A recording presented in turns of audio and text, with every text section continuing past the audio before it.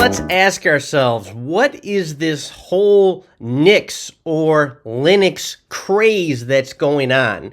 And I have here open source servers versus proprietary, because that's kind of what the dichotomy comes down to. So if you compared Nix or Linux to Windows, first off, you don't really talk about Windows versus Linux specifically, because Linux can be defined as distributions. And I'll give you a real life example. Have you ever heard somebody say, "Can you speak Chinese?" or can you please translate that from Chinese to American or something? And the answer is that's very inappropriate, because there is no language that is specific to China. They are dialects. So a dialect of, the spoken word in China would be Mandarin.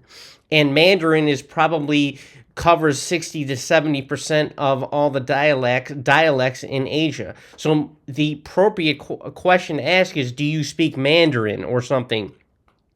And yes, the dialects are probably at some point, all related. Similarly, as to here in the United States, there is Midwestern English, and there's the type of English that they might speak of on the West Coast. And then in Britain, there might be, another form of English. It's pretty much the same, but for example, there's another name for bus in England, and they, instead of saying can I go to the bathroom, they might say, they don't call it restroom or bathroom, I believe they call it water closet. So those are all examples. Those are all dialects, if you will.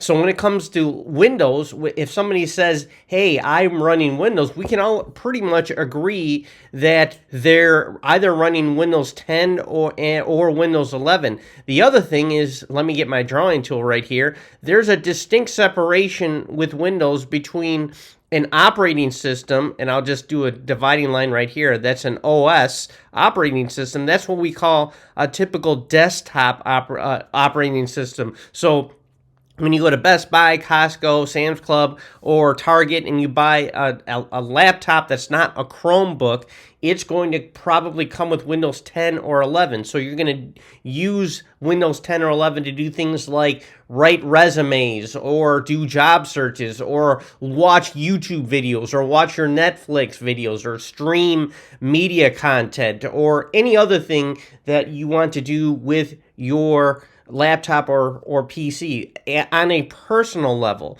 So that's what we call an OS. Now, and this is, like I said, this is only Windows. Now, the other aspect is there's the server, which is, of course, we're covering in this course. And a server, an example of a server is Windows 19, Windows 22, Windows 2025, Windows 8. Those are, no, I'm sorry, not Windows 8, but Windows 12. Those are all examples of Windows servers, going all the way back to Windows NT. So there are specific applications and programs that are on the server version that are not on the OS. I'm just going to put a line right here for OS. That's Windows. There's a distinctive difference between an OS and a so-called server, or as they say, network OS or NOS, because the network OS, the server versions of Windows, come with specific network applications that are missing from the operating system for the client side. Examples of the client OSs, as I said, are Windows 10 and 11. Examples of the server side are Windows Server 2022, Windows Server 2025, and things like that.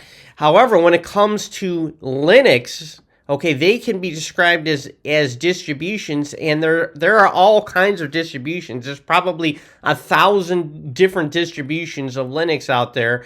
And so you cannot say, "Oh, I'm running Linux." You have to specify, well, what distribution or flavor are you running for Linux? And I will probably, I have to say, there are different flavors or distributions specific for the home and enterprise, but the way Linux works is that even if you download a specific home version, it comes packed already with the enterprise tools. So really there is a blur between the home versions and the enterprise versions. So, and we'll get to that in just a second. Now, unlike Windows, it comes with specific versions of Linux. For example, there is a specific version for hackers or gray hat people. That's why I made the box gray. So the exploitation or the Linux distribution for hackers is of course Kali, and it was the former Backtrack. And there's an even specialized version of Linux for ARM systems, such as single board systems, such as the Raspberry Pi. That's why I made this as a Raspberry Red kind of. And there are special Linux distributions for the Raspberry Pi. There's special Linux editions for other embedded systems. Now I have Unix here because we all know that Linux's kernel is distant cousins to the old Unix kernel, and that's how Linux and Unix are related, because they are based on the same kernel.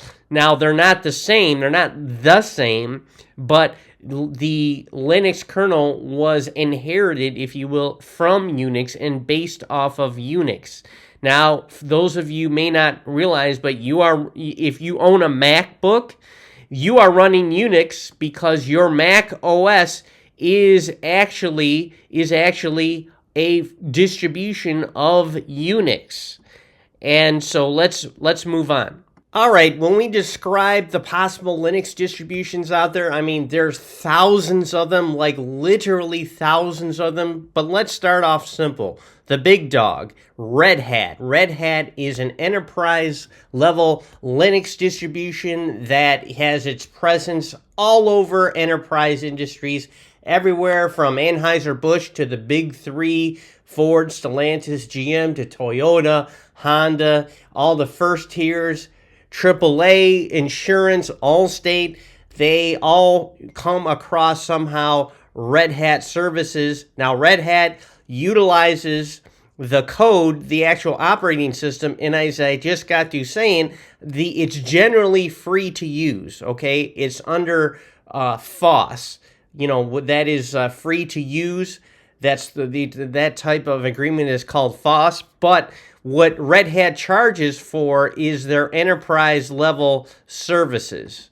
And so in other words, the big three would agree to have Red Hat as one of their many servers in their data center. So you have the many silos in the typical data center, and one silo might be Windows, another one might be Unix, and the other one might be Red Hat. And so the Red Hat would charge whoever the customer is, whether it's Stellantis or Ford or whatever, they would charge them service fees to maintain all of their servers on their machines. And so if you're having trouble migrating some sort of data from one to the other, for example, maybe you're trying to run Avamar to replicate data between the two, arguably their service contract would help you mitigate or remediate any types of problems. So Red Hat makes money. I'll just put this $sign right here. They make money by issuing service contracts. So in a way, they are charging the big three. Now, there's a relationship between Red Hat and another distribution called Fedora. Fedora is used mostly by home users, and Fedora, so in other words, if you download Fedora, you're getting the Red Hat code, but the actual distributions or the applications that run on Fedora are going to be the newer versions. They're going to be the latest and greatest versions. So you're going to get the blood version. So that's going to be the bloody new versions. So in other words, if you're a Fedora user, you're actually testing all of these newer versions of the same software that's on Red Hat, and you're using Fedora, and you're being used almost as a guinea pig, and that gets back to Red Hat. And so Red Hat will know when all the kinks are out of the newer Fedora applications, they will then update their software set and put that version on. Now, in the middle ground is CentOS. Now, CentOS is the classic free version of Red Hat. So CentOS is the exact same kernel as Red Hat. The only difference is you're not paying to have Red Hat. And a lot of times when you walk into Stellantis, they're actually running CentOS. They're not even running Red Hat because you're getting the best of both worlds. So even when you download Red Hat, there is a free educational version, right? And if you download that, you still have to log into the system and get authenticated and get licensed. And that, although that's no cost to the user, it does take time and effort. So every time you do an update on Red Hat, even if you're using the free educational version, you are required to get a license and to update your system, and it's just way more command lines. CentOS, you're getting the exact same Red Hat kernel, the exact same kernel, except that it is free. Now, what happens is Fedora doesn't release their bleeding edge versions. Actually, it's not blood, it's bleeding edge versions. They're not releasing their bleeding edge versions directly to Red Hat. Let me just take away that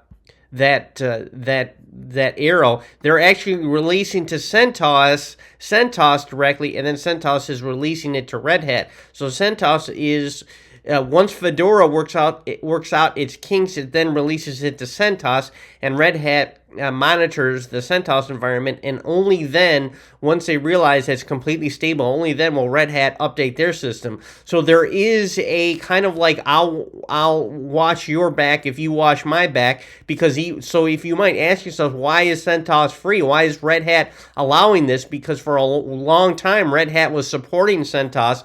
And so when Red Hat would update its system, something completely separate, they would also issue updates both CentOS and Fedora. But a lot of times, as I just said, the big three will use CentOS over and above Red Hat because they don't want to pay for it. Red Hat eventually, a few years ago, caught wind of that, and they have now since ceased the maintenance of CentOS. So now you're wondering, well, if I'm running CentOS, what do I do? Am I up the crick? And the answer is no, because Rocky Linux has been the, I guess you could say, spiritual predecessor, or the spiritual sequel, if you will, to CentOS.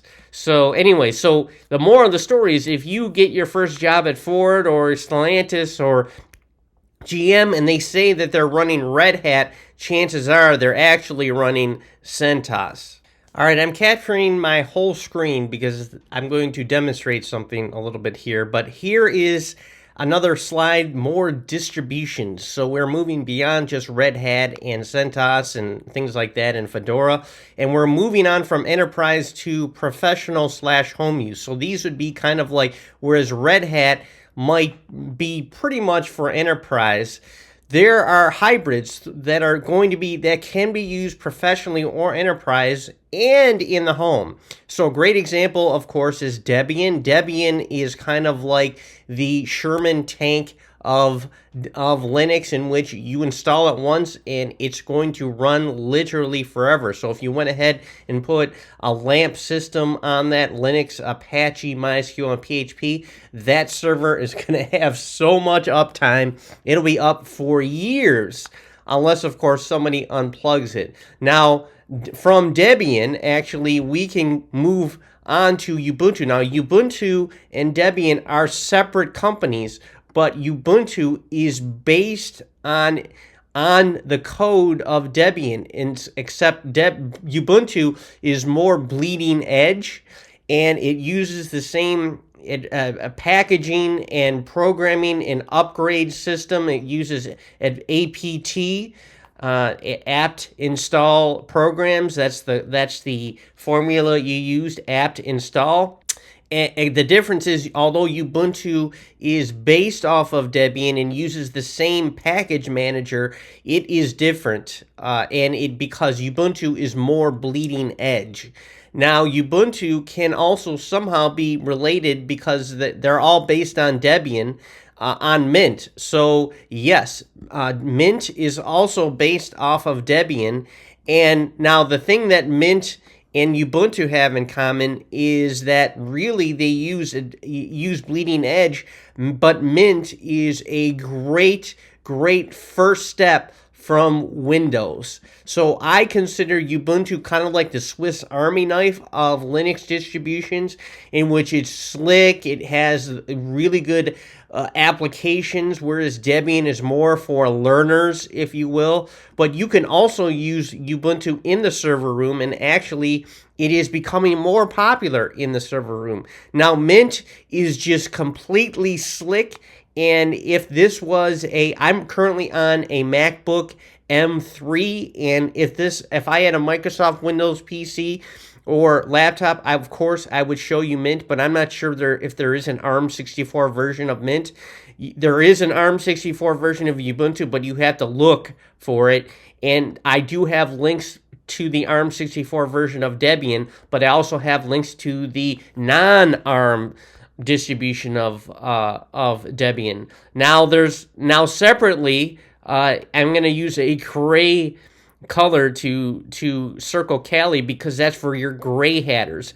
That's for those that want to try hacking. Now, there is a distinct difference between Debian and Kali. That's the most distinct, because Debian does not have bleeding edge software. It's a little bit like Red Hat, in which it has the tried and true versions of software. It rarely changes. Whereas, for example, Mint is really concerned with how it looks. It wants to have that slick look, whereas Debian kind of looks like it was made in the 90s. And of course, Kali is completely different. Kali looks very slick too, because it's meant for a computer enthusiasts, but there's a bunch of tools that are already built in, whereas Debian, there's really no tools that are built in. I wanted to move on to the next slide right here really quickly. In terms of more distros, there was the Novell Linux and OpenSUSE, and actually I could show you a YouTube video, but I'm going to save that for you all to look at. But anyways, I'll have a couple videos comparing Novell to Windows and Linux. But Novell Linux became OpenSUSE. Novell was huge in the server room, and just because they didn't invest things properly, Novell became OpenSUSE, which is more like a home-friendly type Linux. It's got a nice little desktop, but unfortunately, Novell Linux everyone mostly kind of migrated to Red Hat, unfortunately. But anyways, on to the difference between Kali and Debian. If you please let me shrink this. This is Debian Linux, and it has just very little things on it. It's basically, you have access to the command line, and that's about how good it is. If you go into applications right here, there's a terminal emulator, file manager, here's accessories, a little bit of graphics applications, multimedia, office stuff, and things like that. So it's basically made for the person that wants to essentially work the command line. It's maybe use it for a web server, and that's about it. Okay, this is Kali, on the other hand, Kali Linux. And you can see it looks a little bit more slick. It's got a more slick command line interface even. And here are all the programs we can look at, or the applications. And wow, there's just a lot right here. OSINT analysis, that's open source intelligence, route analysis, SMB, SMTP analysis, SSL. All these programs right here that are pre-installed with Kali, and these are actual enterprise level exploitations that in computer, like actual hackers and gray hat exploiters and penetration testers actually use. Sniffing and spoofing post exploitations, which are very important forensics analysis tools, information gathering, vulnerability analysis, all of these here. So anyway, somehow, and the other good thing about Kali, it comes with a lot of modalities. So there is one for the Raspberry Pi, there's one for MacBook, for ARM64 systems. Obviously, there's some for AMD systems. So whatever type of computer you have, there is a Kali Linux available for it. So that's just so you can already see the difference between the Windows ecosystem and the Linux ecosystem. There's just more of a variety with Linux. And hey, some of the best things about Linux is the fact that it's free. It's absolutely no cost to the user, whereas for Windows, obviously, there is a cost for the operating system. Okay, let's talk about the difference between virtualization and emulation. We have emulation. Now, emulation occurs when you have your host or parent system, the architecture, it is different than the child or guest OS. So if the architecture of the host or home or parent or the bare metal server is the architecture is ARM64, and the child OSs or the operating systems that are virtually served is AMD or Intel, then you will have to emulate them. And the problem is, although it's more flexible, it is significantly slower. And I tried like heck to get on my M3 to get Windows Server going on my system, and I was able to get it installed and loaded up, but it just moved like molasses, and that is because there is no ARM version of Windows Server, but yet there is an ARM version of Windows 11, and it runs like a champ. Virtualization is way quicker and more slick, and that would occur when, for example, you have an ARM64 virtualized operating system and you have an ARM64 parent or host or bare metal server. So in order for you to be able to virtualize, the host and the child operating system must match. So if you had a Windows laptop, an Intel, which runs Intel, you can easily run any Intel. You can easily virtualize any Intel operating system. Now let's take a look at how this actually works. At the bottom level, or I'm going to say the bare metal server, the bare metal aspect of it, you have the host layer, the physical layer, and that's going to contain all of this: the RAM, the GPU or the graphics card cores, and the CPU or the actual computer cores. Now what'll happen is that the benefit is that you have this singular OS that is operating the bare metal server or the circuitry, the RAM, GPU, and CPU. And on top of this, you have, I'll just say T for transparent layer, and that allows you to place the different operating systems on top of that. So, for example, if you're running Windows, or actually Dell has their own specific OS for their Xeon type processors. I mean, they might have 20, 40, 50, 100 processors, and then what they do, they just hand out the different processors to the different OSs. So you could run Red Hat here, another instance of Windows here, an instance of Linux here, Unix, all of this, and what the end user sees is the actual operating system. They don't actually see what goes on under here. You're not really sure whether or not your operating system is on its own, or existing in a server farm or something in this system, in which, you know, you're going to have like several hundred OSs utilizing the actual bare metal circuitry. And what will happen is that there's a shared processor. So if you have 100 processors, you will actually be handing out like 4 for this operating system, another 4 for this operating system, and you'll see that when we actually demonstrate going through the installing of your virtualized operating system, because you have to make sure that you don't take away too much from the host, or else everybody will be affected. So you're actually, with this type of virtualization, you're actually handing over and creating little virtualized machines and you're basically reserving some of your cores for the instances of that virtualized operating system when it runs. Okay, how exactly does this work? How can we manage this? And the transparent link or the virtualizer is through virtualizing software. So if you have a Mac, you can download VMware Fusion, VirtualBox, or UTM. And UTM is what I'm going to show you in just a second. And if you have an Intel processor, like MS Windows, of course, you have VMware and VirtualBox. Now, the difference is that VirtualBox itself, you can see that there's VirtualBox for Mac and for Windows. VirtualBox is absolutely free, and it is relatively easy to install.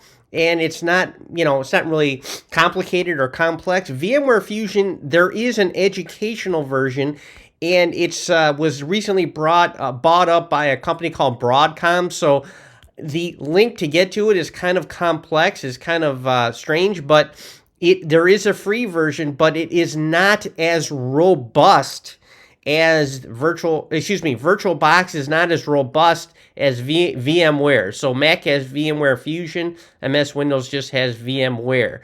And VMware, because it is supported by Broadcom and because it does generally cost money if you're in the enterprise, it is way more robust than VirtualBox. And I'll show you why.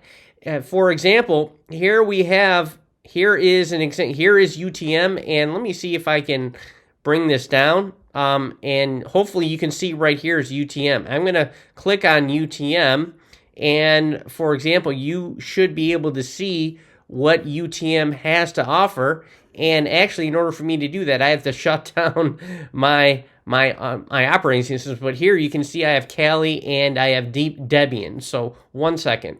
Now the question is, where do you get the ISOs? And even if you get the ISOs, now an ISO is an actual image of a disk, and you'll know it's an ISO because it has the .iso extension.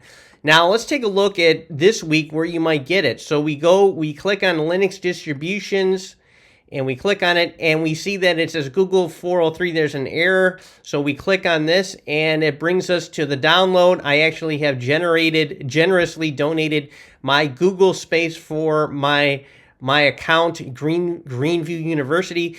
And there are 2 Debians to download. We have AMD 64 and ARM 64. So you would download AMD 64 if you have an Intel-based computer, whether or not it's running Windows 11, Windows 10, whether it's some Dell or something, or if it's a MacBook that is a bit older with the Intel processor. Now, ARM 64 is anybody with a MacBook with an ARM 64 processor, such as the M1s through M4s. So you decide which one you are going to download. Now I will demonstrate how we actually install the program.